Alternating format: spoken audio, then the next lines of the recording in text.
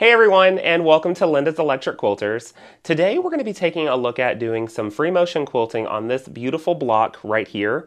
We're going to be using some designs with line stencils. We're going to be looking at setting up the block itself. Now this is of course a little bit of a smaller size, but you could use the setup process on an overall quilt. And the reason we're looking at setup is because we will be quilting this on our sewing machines. That's right, you didn't hear me wrong. We're going to go down to our home sewing machines and we're going to do a little bit of Freemotion quilting using the all-new ACCUSTITCH. So ACCUSTITCH is a dual sensor stitch regulator that can be added to many straight stitch sewing machines, like my Juki TL18 QVP, in a matter of minutes. This gives you the ability to have beautiful and consistent stitches just like me. Visit our website today to learn more about purchasing an ACCUSTITCH to achieve perfection in stitch regulation for your home sewing machine. So let's go ahead and go overhead and take a look at setup for our quilt block. Now remember, I did say at the beginning that you could use this kind of same idea for an overall quilt, even though we're just doing it on a small block. You're just thinking of it in a larger section at that point. So what we've got is backing and batting. So I've got some regular backing. I've got fusible 80/20 right here. Reason we're using fusible is since we will be doing this on our sit-down sewing machine, it's nicer for all of this to stay together in one piece. But you could also do pinning, you could do basting spray, whatever you have available will work for you. We're going to put our fabric block on top, keep it as nice and square as we possibly can. Try to center it up as best as we can as well.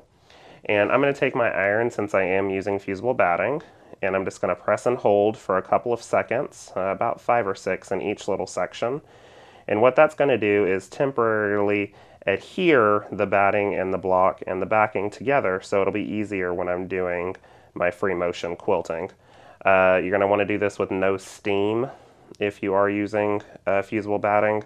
Because the fusing medium is water soluble, you will lose your fusing mechanism if you have steam on when you're using your iron. So make sure you remember that.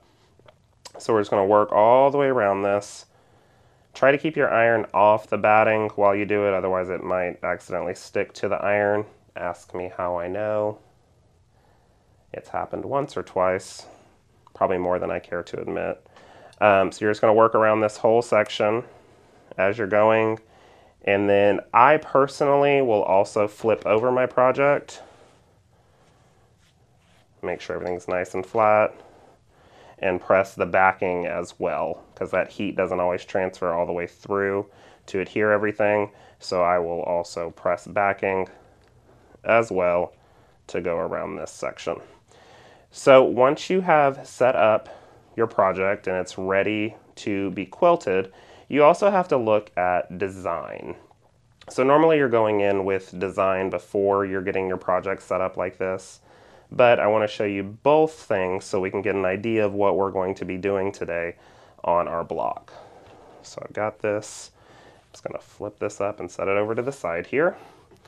What I've done is I got a sheet protector, took a picture of the block that we're working on, and I put it in the sheet protector. This is great for when you're working on your design because you can easily just erase it and start over. We're going to be using our basic 8 stencil today, and I just want to line that over it so you see where I'm working with. I'm going to be hitting the different points on this. I'm going to dot it out with my marker, but I just wanted you to see the stencil. So we're looking at these different points with our basic 8. Helps you find the center of your block too if you're working with that. So I'll just dot that like that. So using these guidelines with some pounce powder, I can then begin to go in and work on how I want to design this. So we're going to start in the center, and we're going to be building some feathers that stack on top one of another. And then I'm going to show you another way that you can build this as well. So we're going to be building our feathers just like this. Remember, just a dry erase marker and a plastic sheet protector over your picture will help. After you filled up that first section, you can travel back down that line. This would just be a straight line. And then you're going to fill up the other side. So what this gives you is nice feathers to fill up your star. and you're going to be traveling back to the center each time to then go out to all 4 sections. So you could do it that way, where we did this one side, went back, and then did this other side and came back. Or, I'm going to turn this a little bit, you can do a bouncing feather, quote unquote. You can do one side and then go and do the other side. One side and then the other side. Back and forth, back and forth. What this is going to do is it's only going to cause you to have one vein that's going to be your travel back line instead of 2. So if you're worried about not being able to get directly on that same point again, then doing this kind of bouncing feather will help you, put one in there, have only one vein back to the center. Completely up to you, whatever you feel like, whatever you think has more consistency. It's, like I said, completely up to you. The next thing that we're going to be doing in this white section is continuous curve. This one's simple. You've seen me do it a bunch of times, but it adds a lot, but also doesn't add a ton. I know that's kind of weird to say, but I think you know what I mean. So what we're doing here is just traveling around these white sections, and you're going to do this around the whole block. All the way. Here we go. Choo, choo, choo, choo, choo, choo, choo. Once you get back to where you started, you're just going to add in that bottom section around all of them as well. Now, if you have arch templates, you could use that here to make it a little bit easier to have more perfected arcs, or if you just kind of want to eyeball it, you can do that as well. While we're in this same motion, what I want to do is from this point, this is where I start and stop, right here.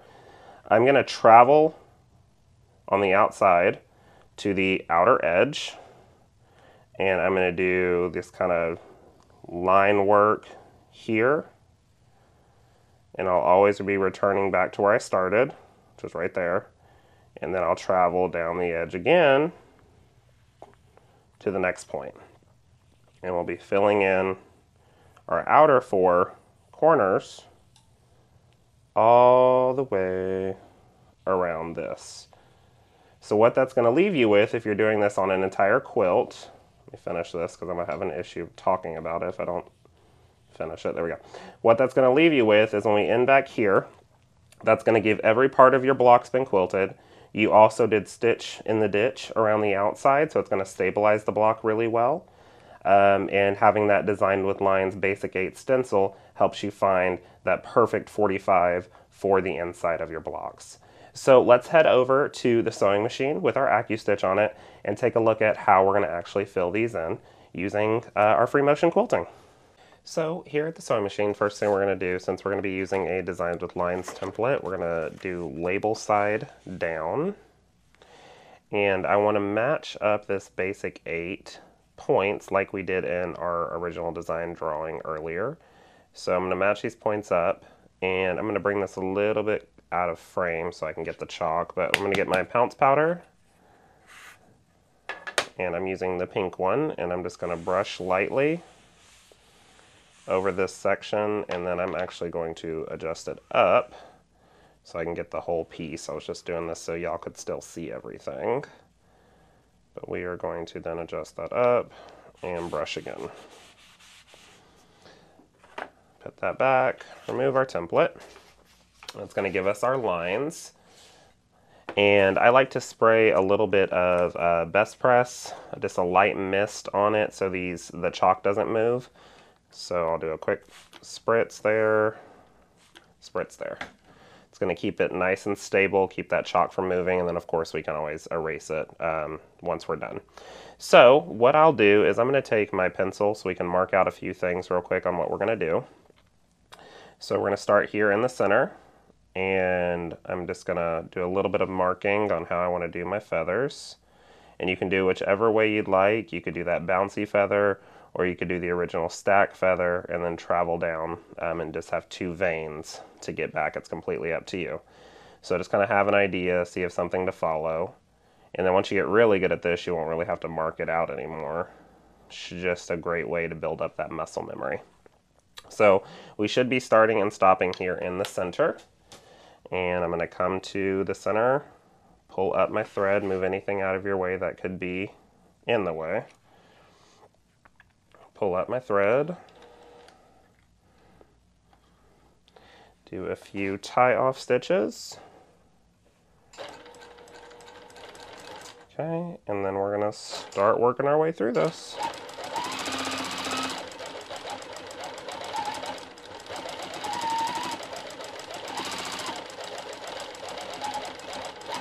So I'm going to start with the traditional stack. And you can make it as big or as small as you want your feathers to be.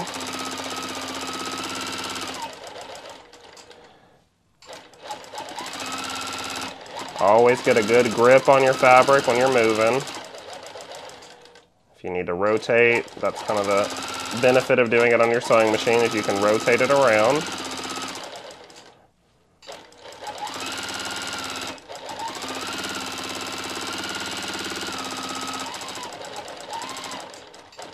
Okay. And then we're going to travel back down the center. And then we're going to do our other side.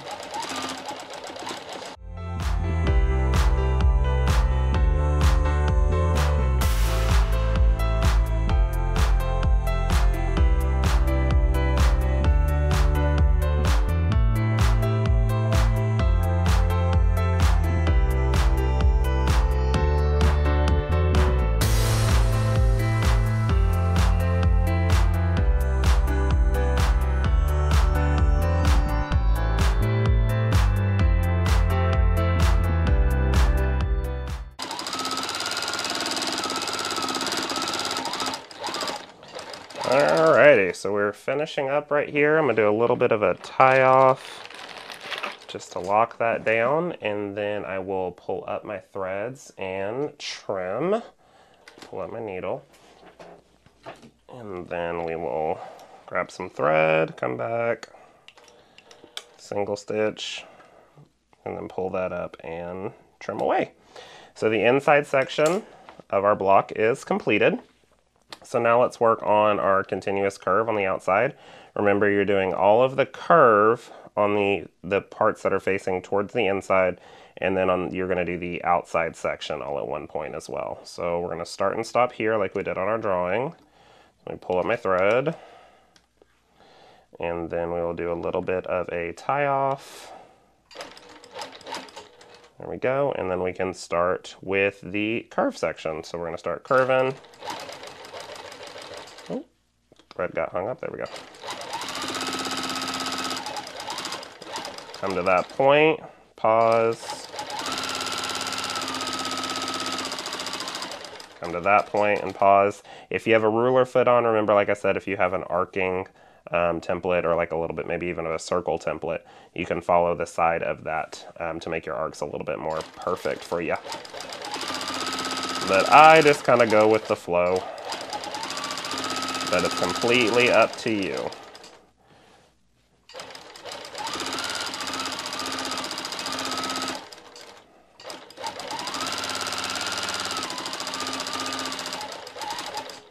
Go. I think one of the cool things about doing Freemotion quilting on a sewing machine is that you can turn it as much as you want to. On a long arm, you're just stuck to the way it's on the machine, which sometimes is good, and then it's sometimes more beneficial to, there we go, be able to move it around as you want to.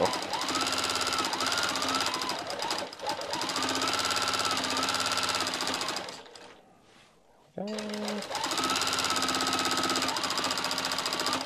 There's that one. And that one. We're almost to the portion where we're going to start doing the outer sections.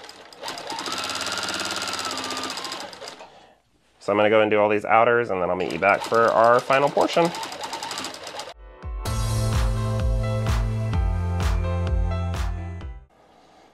Alrighty. So coming up and finishing this last arc, remember we're going to stay at that same point, travel on the outside section to the outer point here on our corner, and then we're just going to be doing some crazy lines back and forth until we end back here at the outer corner. So we'll just Slowly turning the fabric as we do it. And you can make these as dense or as non-dense as you would like. Completely up to you. If you want to use a ruler, if you have a ruler foot on, feel free to do that. I'm just eyeballing this one. Okay, I'm happy with that, so I'm going to go ahead and travel down my outside, or if this is an actual quilt, you'd be stitching in the ditch at this point.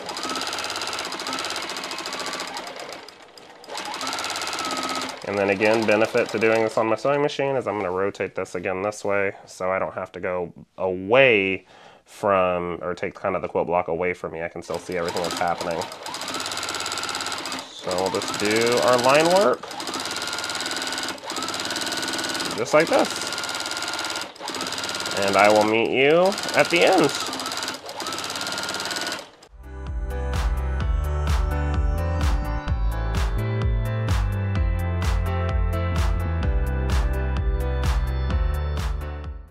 Alrighty, we're finishing right back here where we started. As I worked around, I realized there's a little bit of a gap here, so in this line work, so I'm just going to go and fill that in. There we go. Makes that work a little bit better for me. So a couple more tie-off stitches, and then I will trim my threads. And let's head back over to the set, and we'll take a look at what it looks like overall. Okay, so let's take a look at original artworks. This is kind of where we were headed.